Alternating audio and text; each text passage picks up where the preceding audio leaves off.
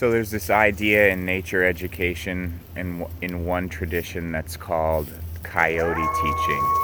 And Coyote Teaching is different. It distinguishes itself. It's similar to Montessori education in that you don't answer kids' questions and you don't look at knowledge and learning as a linear process like, oh, you learned this piece of data, level 1 complete, now we're on level 2 and we never have to think about level 1 again.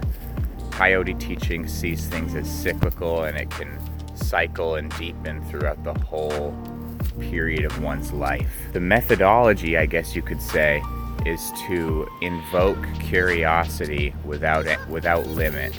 And so you watch for the child's own curiosity, because there's no child that is not curious. One of my business mentors, Grant Cardone, would say that you have a kid that's lazy, then that kid's sick, that kid's depressed. You need to be looking at the environment and what you're doing to that child. So Coyote Teaching is an interactive, engaged process. You're noticing the child's own curiosity, and you're in sort of a jujitsu Master Yoda kind of way. You're kind of helping that momentum move forward. And this can be your own curiosity too. Getting on different levels of perspective. When I'm up here above these ferns, what does my surroundings look like and feel like, and how is that different from what my dog is experiencing down here, immersed in the sense world, sniffing in rich detail of some whatever passerbys or visitors, whatever the plant fragrances are going around here. I mean, if I invoke my own curiosity as I was looking around at these ferns, and I thought maybe I would do a quick, just a sort of plant discussion about what type of fern this is. I was going to talk about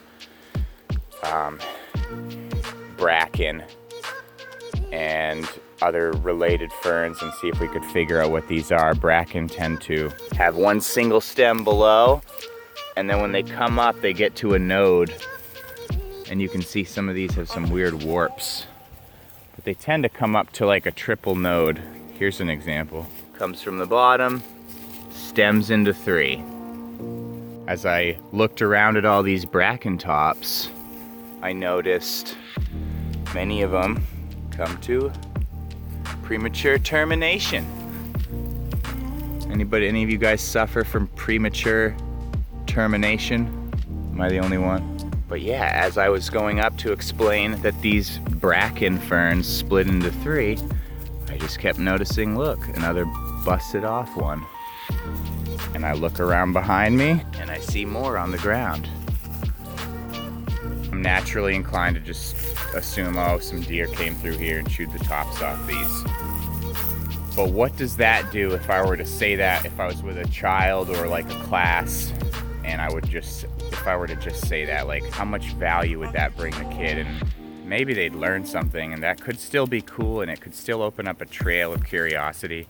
But how much different would it be if I was walking around and, while engaged in my own curious process, just being open and aware to my environment, being present to myself and my senses. If I were to just notice that, and if I went up to it and I were like, check this out, guys. What do you think this is? Why is this like this?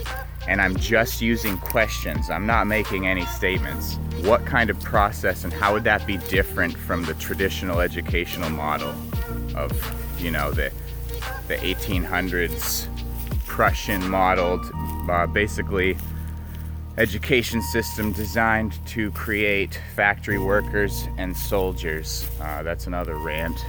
So yeah, to just kind of wrap it up, what kind of process does that invoke to take the second approach rather than the first approach, which is the sort of typical way we do things?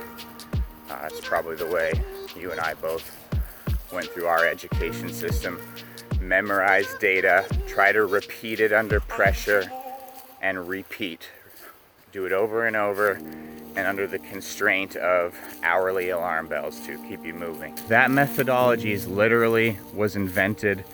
It was modeled after the Prussian system. The Prussians were like the old Germans. and they were very militaristic. A lot of mercenaries. The Prussians helped the Americans in the Revolutionary War, for example. But there was a dude in Massachusetts, I think his name was Horace Mann. Basically at the time, you could have children work in your factories. And factory work was hard and arduous and dangerous. So there were a lot of people, I think it started in New England. A bunch of New Englanders weren't too happy about child labor, but it wasn't just noble. It wasn't just that they wanted kids out of factories. It was that kids were cheaper than adults to put in your factories. So kids were replacing adults in the workforce. And so kind of leveraging some humanity side, there was a piece of it that was child welfare, but also just a piece of just pure economic stability for the adults in the region. This guy implemented this public school system to basically the way he pitched it to the big industrialists, like the Carnegies and the Mellons, who were happy paying cheap child labor.